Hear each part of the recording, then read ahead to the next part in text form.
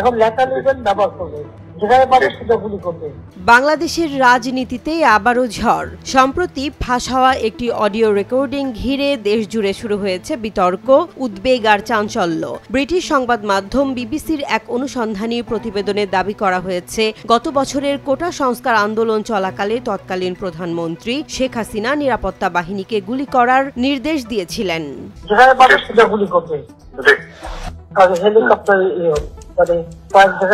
প্রতিবেদন অনুযায়ী 2024 সালের 18 জুলাই গণভবন থেকে এক ঊর্ধ্বতন সরকারি কর্মকর্তার সঙ্গে ফোনালাপের সময় শেখ হাসিনা স্পষ্ট ভাষায় বলেন, তারা যেখানেই তাদের পাবে গুলি করবে। বিবিসি জানায়, এই অডিও রেকর্ডিংটি তারা বহুমাত্রিক যাচাইয়ের মাধ্যমে সত্যতা নিশ্চিত করেছে।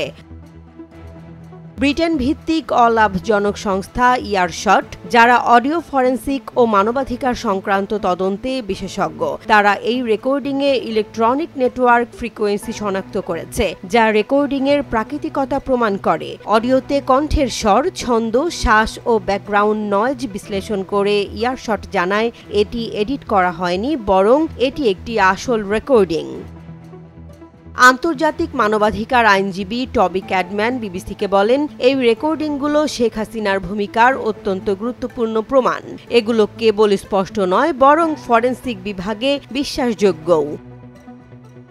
তিনি বাংলাদেশের আন্তর্জাতিক অপরাধ ট্রাইব্যুনালের পরামর্শক হিসেবেও দায়িত্ব পালন করছেন এবং উল্লেখ করেন, এই প্রমাণ ভবিষ্যতের কোনো আন্তর্জাতিক তদন্ত বা বিচারের ক্ষেত্রে গুরুত্বপূর্ণ ভূমিকা রাখতে পারে।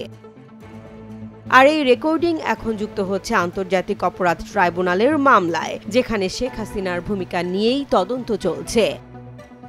বিতর্কের মুখে আওয়ামী লীগের একজন মুখপাত্র বলেন, বিবিসির উল্লেখ করা টেপ রেকর্ডিংটি সত্য কিনা তা আমরা নিশ্চিত করতে পারছি না। এই বক্তব্য আরও প্রশ্ন তৈরি করেছে, যদি রেকর্ডিংটি মিথ্যা হয়ে থাকে তবে কেন এখনও তা সরাসরি অস্বীকার করা হয়নি। কোটা সংস্কার আন্দোলনের নেতারা বলছেন, এটি শুধু একটি রেকর্ডিং নয়, তাদের ওপর চালানো সহিংসতার নির্ভরযোগ্য প্রমাণ। আন্দোলনকারীরাও বলেন, আমরা বারবার বলেছি আমাদের ওপর গুলি চালানো হয়েছে প্রধানমন্ত্রীর নির্দেশেই, আজ প্রমাণ মিলেছে। একটি অডিও রেকর্ড এখন কাঁপিয়ে দিচ্ছে দেশের রাজনৈতিক অঙ্গন। আন্তর্জাতিক মহলও গভীর নজর রাখছে পরিস্থিতির ওপর। বিশ্লেষকরা বলছেন, এটি কেবল একটি রেকর্ডিং নয়, এটি একটি প্রশাসনিক সিদ্ধান্তের ইতিহাস, যা মানুষের জীবনের প্রশ্ন জড়িত।